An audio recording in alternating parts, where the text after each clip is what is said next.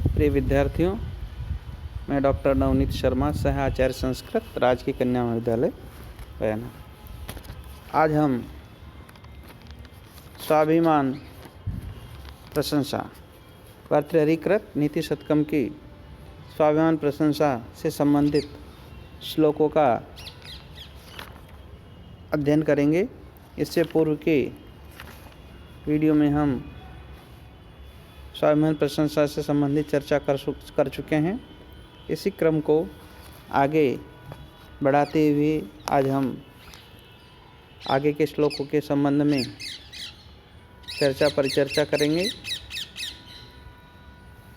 परिवर्तिनी संसारे मृतः को वा न जायते स जातो येन जातेन याति वंश समुन्नतिम। यहाँ पर कवि के द्वारा बताया गया है कि अपने वंश की उन्नति करने वाले व्यक्ति का ही जीवन सार्थक होता है। परिवर्तिनी संसारे मृतः को वा न जायते स जातो येन जातेन याति वंशः समुन्नतिम। परिवर्तनशील संसार में कौन न मृतः नहीं मरता है, न जायते उत्पन्न नहीं होता है। स जाता वही वास्तव में उत्पन्न हुआ है, ये न जाते जिसके उत्पन्न होने से वंशः कुल समुन्नतिम उन्नति को याति अर्थात प्राप्त होता है। इस परिवर्तनशील संसार में कौन नहीं मरता अथवा कौन पैदा नहीं होता है, अर्थात संसार में जीवन चक्र चलता है और जन्म लेने वाला मृत्यु को प्राप्त होता है। लेकिन वास्तव में उत्पन्न हुआ वह ही है जिसके उत्पन्न होने से वंश उन्नति को प्राप्त करता है। इस पद्य में महाकवि भर्तृहरि मनुष्य को गुण संपन्न बनने की प्रेरणा प्रदान करना चाहते हैं, या प्रेरणा देने के उद्देश्य से कहते हैं कि गुणी व्यक्ति का जीवन ही सफल जीवन होता है। यह संसार परिवर्तनशील है, इसमें मनुष्य जन्म लेते रहते हैं और मृत्यु को प्राप्त होते रहते हैं। यहाँ उसी व्यक्ति का जन्म लेना सार्थक होता है जो अपने गुणों से परिवार की उन्नति करता है और अपने वंश को नाम को उज्ज्वल करता है, वंश के नाम को रोशन करता है। इसी प्रकार का मनुष्य का जन्म लेना ही सार्थक माना जाता है या माना गया है। विद्या, परोपकार, पराक्रम आदि गुणों से युक्त मनुष्य का जीवन ही सफल जीवन माना जाता है। आगे के श्लोक में हम देखते हैं कि कुसुमस्तबकश्चैव द्वयी वृत्तिर्मनस्विनः मूर्धनि वा सर्वलोकस्य शीर्यते वन एव वा।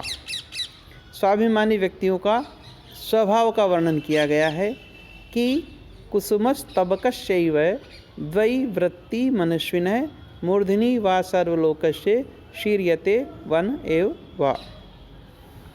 कुसुमस्तबकस्य यानी पुष्प के गुच्छे के इव समान मनुष्विनः स्वाभिमानी की द्वय यानी दो प्रकार की वृत्ति प्रवृत्ति या व्यवहार सर्वलोक से सारे संसार के मूर्धनि सिर पर वा अथवा वन एवं वन में ही शीर्यते क्षीण होकर नष्ट हो जाता है। पुष्पों के गुच्छ की तरह स्वाभिमानी मनुष्य का दो प्रकार का व्यवहार होता है। या तो वह लोगों के मस्तक पर रहता है अर्थात उच्च स्थान प्राप्त करता है, या फिर वह वन में ही नष्ट हो जाता है। यहाँ पर स्वाभिमानी व्यक्ति की तुलना पुष्प से की हुई है और बताया गया है कि दो स्थिति होती है ऐसे स्वाभिमानी व्यक्ति की।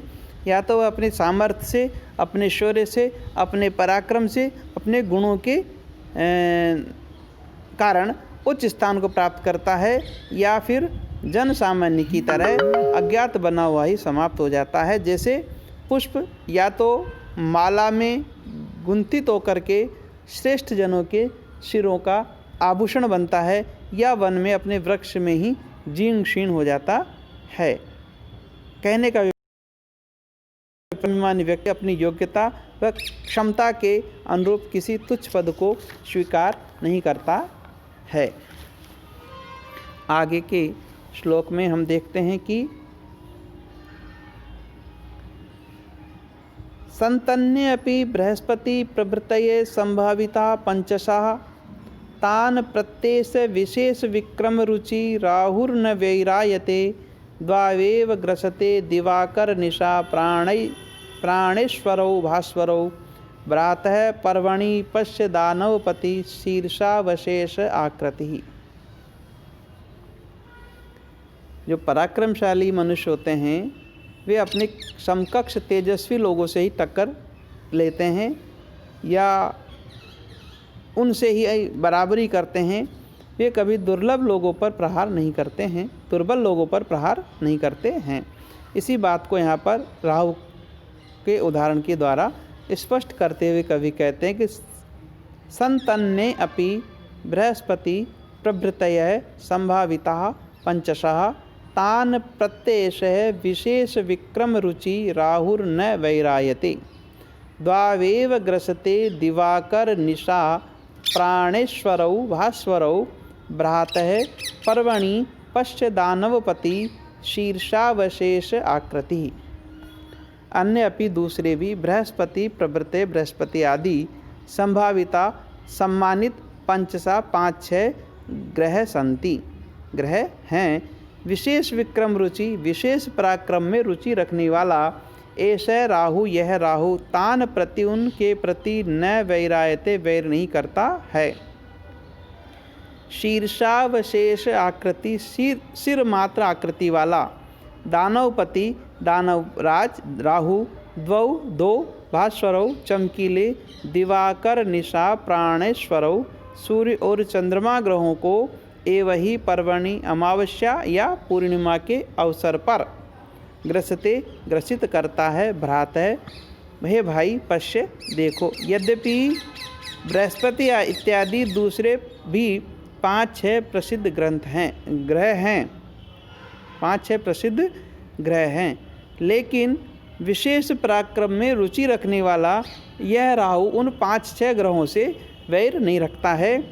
शिरो भाग मात्र से आकृति वाला यह दानवपति राहु सूर्य और चंद्र इन 2 तेजस्वी ग्रहों को ही अमावस्या तथा पूर्णिमा के पर्व पर अवसर पर ग्रसित करता है। हे भाई देखो, तो यहाँ पर कवि ये कहना चाहते हैं कि पराक्रमी मनुष्य निर्बल लोगों पर कभी प्रहार नहीं करते, वे तो तेजस्वी लोगों के साथ ही को ही अपना लक्ष्य बनाते हैं। और इसी तथ्य को राहु के उदाहरण से बताते हुए कवि कहते हैं कि आकाश में बृहस्पति शुक्र मंगल आदि 5-6 अन्य और भी प्रसिद्ध ग्रह हैं, लेकिन दानवराज राहु उन पर आक्रमण नहीं करता। वह तो विशेष पराक्रम दिखाने में रुचि रखता है, अतः वह अमावस्या तथा पूर्णिमा के पर्वों पर क्रमशः सूर्य और चंद्रमा को ग्रसित करता है। ऐसा ही स्वाभिमानी मनुष्यों का स्वभाव होता है या वीर पुरुषों का ऐसी ही स्वाभाविक प्रवृत्ति होती है। यहाँ पर शार्दुल विक्रीडित छंद का प्रयोग किया गया है।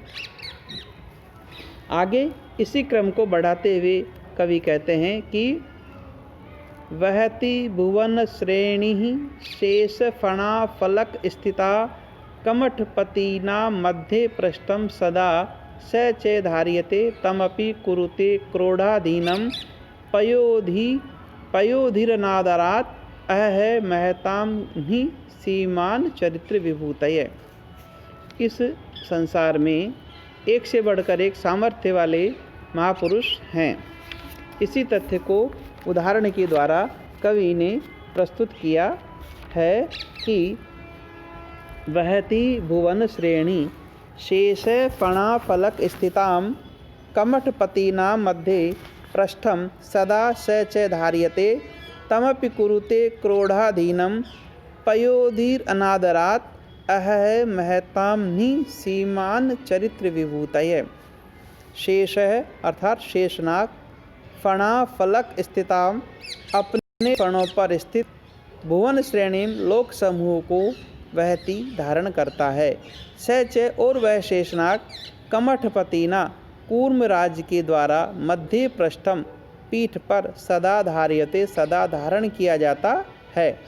पयोधि महासागर तम अपि यानी उस कूर्मराज को भी अनादरात यानी बिना किसी प्रयास के क्रोधाधीनम कुरुते अपनी गोद में रख लेता है। है अहो महताम महापुरुषों की चरित्र विभूतय चरित्र की संपत्तियाँ निसीमान असीम होती है। शेषनाग अपने फणों पर स्थित लोकों को धारण करता है। वह शेषनाग कूर्मराज के द्वारा पीठ पर धारण किया जाता है। समुद्र उस कूर्मराज को अनायासी सहज रूप से ही अपनी गोद में रख लेता है। अहो महापुरुषों के आचरण की विशेषताएं असीम होती हैं, अर्थात उनकी कोई सीमाएं नहीं होती है। यहाँ पर कवि ने बताया है कि संसार में सामर्थ्यवान महापुरुषों की कोई कमी नहीं है। पौराणिक मान्यता के अनुसार शेषनाग अपने फणों पर सारे लोकों को धारण करता है, किंतु वह भी गर्व नहीं कर सकता। कच्छपराज क्योंकि कच्छपराज उस शेषनाग को अपनी पीठ पर धारण किए हुए है। उस कूर्मराज से बढ़कर समुद्र है जो बिना किसी प्रयास के उसे अपनी गोद में बैठा लेता है। आश्चर्य की बात है कि महापुरुषों की शक्तियों की कोई सीमा नहीं होती है। संसार में एक से बढ़कर एक शक्तिशाली लोग हैं, अतः किसी को भी अपनी शक्ति पर गर्व नहीं करना चाहिए।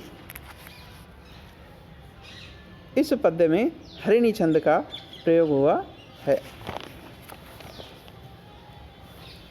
आगे इसी क्रम को आगे बढ़ाते हुए कवि कहते हैं कि वरम प्राणोच्छेद समद मदवन मुक्त कुलिशय प्रहारै रुद्गच्छद बहुल दहनोद्गार गुरुभी तुषाराद्रे सूनो रह पितरी क्लेश विवशे न च असौ संपात पयसी पयसाम पत्युरुचित है।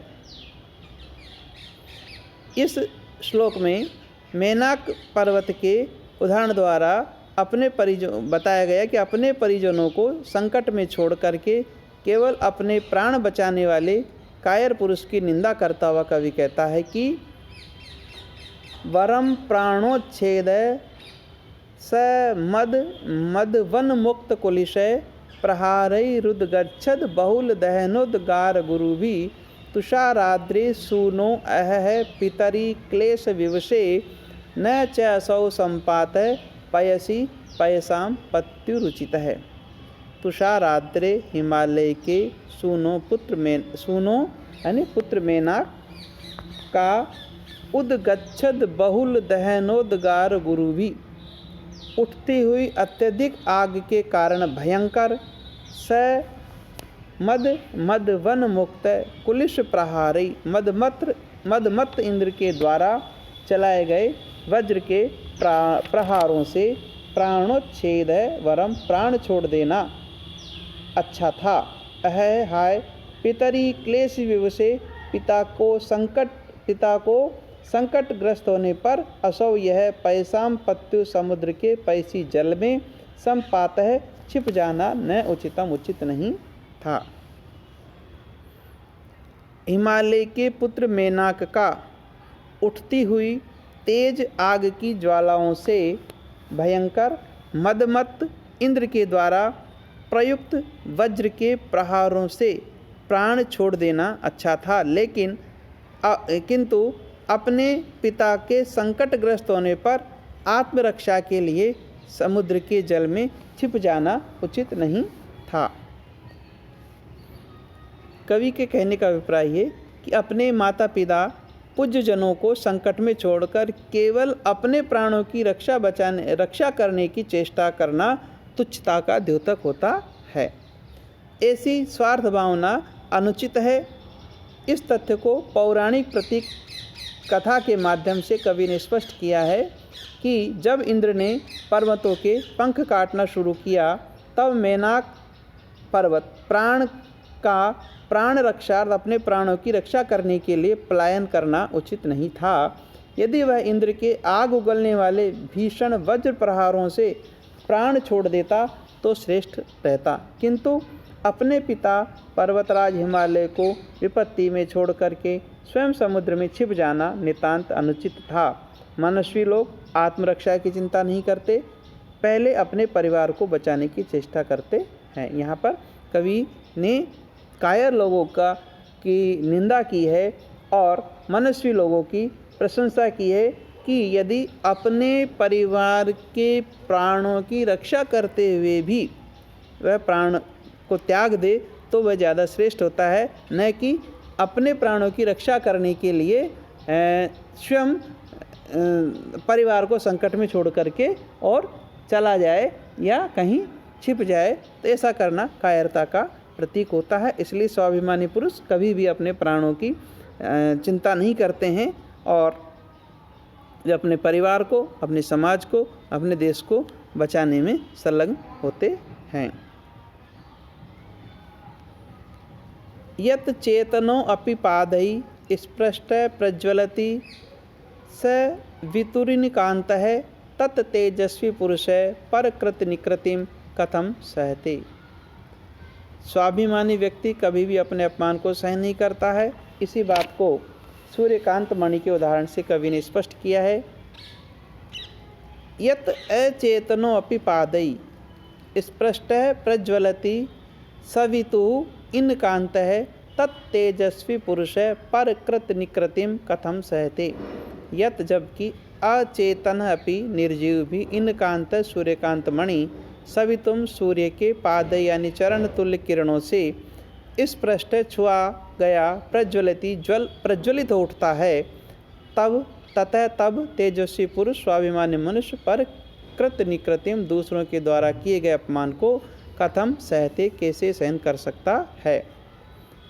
निर्जीव सूर्यकांत मणि सूर्य के किरणों के स्पष्ट होने से आग उगलने लगता है, तब कोई सचेतन तेजस्वी मनुष्य शत्रु के द्वारा किए गए अपमान को किस प्रकार सहन कर सकता है। यहाँ पर कवि ने बताया है कि स्वाभिमानी व्यक्ति आत्मसम्मान ही सबसे बड़ा धन होता है। अपमान को चुपचाप सहन कर लेना उसके स्वभाव में नहीं होता है। सूर्यकांत मणि जड़ पत्थर होते हुए भी अपनी तेजस्विता का परिचय देता है। यदि सूर्यकांत मणि को धूप में रख दिया जाए तो वह सूर्य की किरणों के स्पर्श को सहन नहीं कर पाता और स्वयं आग उगलने लग जाता है।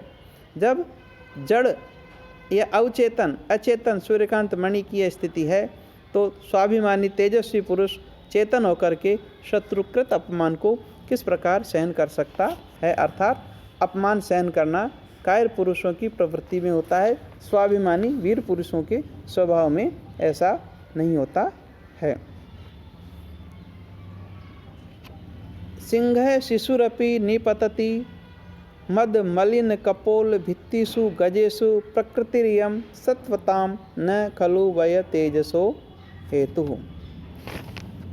वीरता तेजस्वी मनुष्य का स्वाभाविक गुण होता है और उसी क्रम में कवि बताते हैं कि शौर्य का प्रदर्शन करने में, पराक्रम का प्रदर्शन करने में उम्र कभी बाधक नहीं होती है। इसी तथ्य को स्पष्ट करते हुए कवि ने श्लोक में कहा कि सिंह शिशुरपि निपतति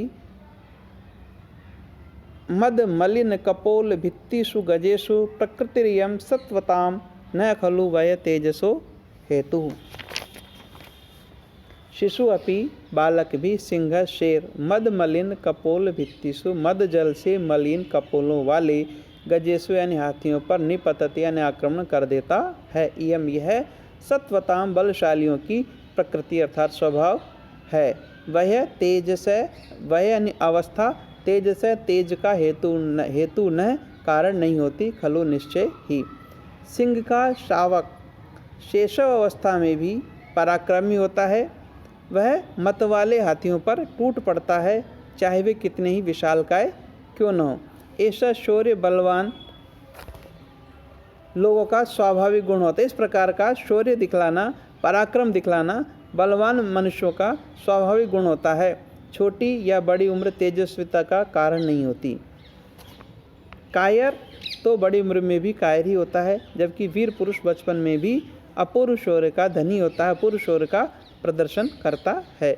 यहाँ तक हमने आज स्वाभिमान प्रशंसा के विषय में बात की। और स्वाभिमान प्रशंसा में यह कि स्वाभिमानी व्यक्ति चाहे कैसी भी उम्र का हो, कैसी भी अवस्था का हो, किसी भी प्रकार की परिस्थिति में हो, लेकिन वह अपने स्वभाव को नहीं छोड़ते हैं। इसके संबंध में कई उदाहरण कवि ने कुत्ते और हाथियों के, पर्वतों के, पहाड़ों के दे करके ये बताया गया कि कायर मनुष्य ही अपने स्वाभिमान को छोड़ता है, लेकिन जो स्वाभिमानी पुरुष होते हैं, श्रेष्ठ पुरुष होते हैं, वीर पुरुष होते हैं, वे कभी भी अपने स्वाभिमान को नहीं छोड़ते और अपने कर्तव्य पथ पर प्रत्येक परिस्थिति में आगे बढ़ते रहते हैं। आज के कालांश में इतना ही अध्ययन करेंगे। धन्यवाद।